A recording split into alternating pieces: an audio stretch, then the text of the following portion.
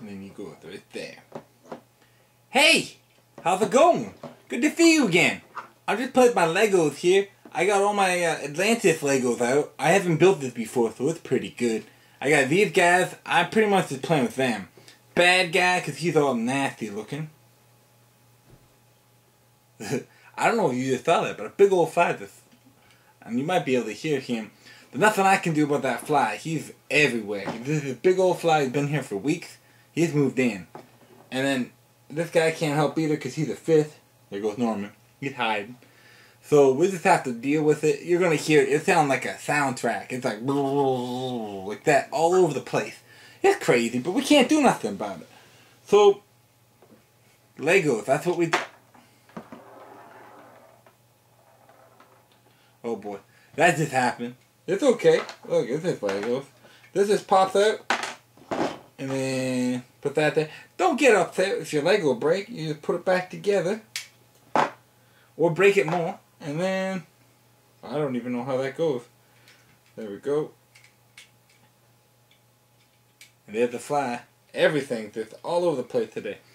There we go. Fix them. I like this one because it reminds me of that movie with Dennis Quaid. And he's dating Meg Ryan. And like in the movie. Probably in real life then. And then they got married. And then they got unmarried. But in that movie. And then he's like... That fly just tried to get me.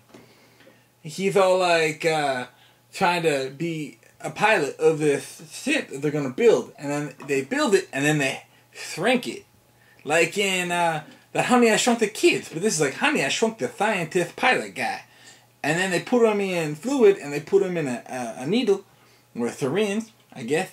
And the idea is they're going to put him in a bunny rabbit. And he's going to use these little hook thing, claw things here. And he's going to fix the bunny rabbit. Like the inside. So that was back in the 80s. Before they thought of having just robots do it. Now they got little tiny robots in real life do it. But so that kind of could happen, I guess, except for the shrinking them down part. And then, so then he gets kidnapped in the syringe. And he's somehow put into Martin Short. Into his back end. And he's injected. And that doesn't sound right at all. But it's perfectly okay. So then he's inside him, and he's like, this isn't a rabbit. And then Martin Short's like, what was that? Because he can hear him. And I know, that's not real science, but it's movie science. You know, it's the kind of science, it's like, that's how they get a guy walking around, he's got his little cane, and he's walking, and he sees sap from a tree, and he's like, hey, I see a mosquito in there. I see blood in the mosquito in there. And he gets them out very carefully, and then they take the blood out of the mosquito, and they make a dinosaur. So it's that kind of science. So it's okay. It's like we're in a spaceship and we can walk because they can do gravity in a spaceship. But then the pilot's all like, so you're in the cabin and he's all like, we're going to do an evasive maneuver. And then he goes like that and there's a loop-de-loop and everyone's fine. You know? It's like, or the other movie where they can all, the other shows and movies where they can all stand in a big ship and then they get hit and they shake. But when they do all the turning, they're fine. Movie science. It's okay. I mean, you can't get too crazy about that. Anyways, good movie. This movie with Dennis Quaid in there, and then the bad guy. So then they get Martin Short, because he's just a little guy. He's not putting up a fight. And they get Martin Short, and then they put a bad guy in him, and he's in the ship, and he's after Dennis Quaid, and he's got, it's kind of ugly. It's kind of like this, but it's like, you know, different, but it's the same. It's ugly looking shit. And they're fighting inside Martin Short. Martin Short's like, stop it! That hurts. You're hurting my stomach, or my esophagus, whatever part of my body you're in. And so you should watch that movie. I think that movie is called Inner Space. So yeah, ooh, that didn't sound good either.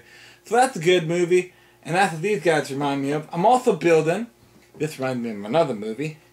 This one here, and this is gonna be a jet fighter.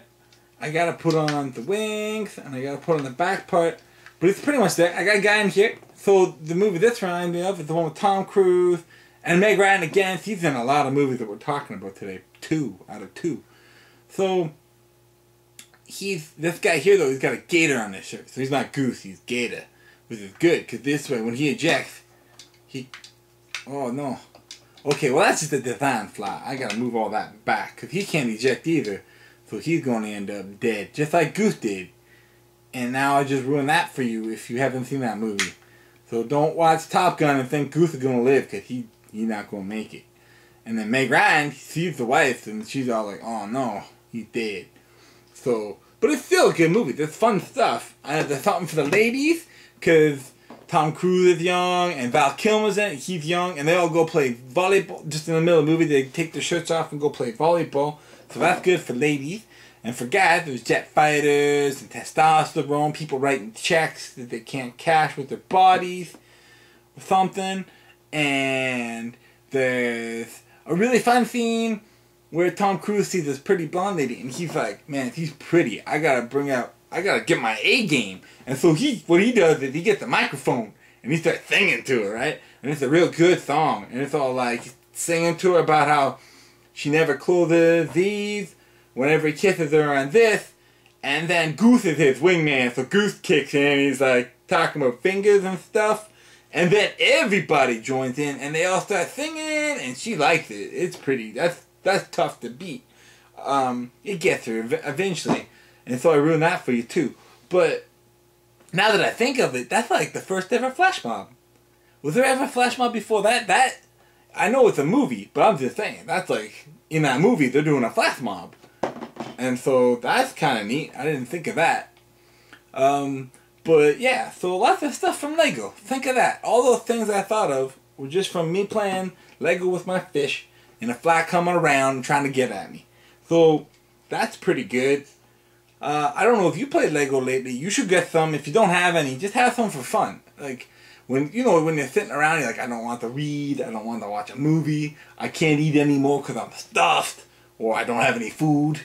So then you have an excuse to get out of the house and get some Lego.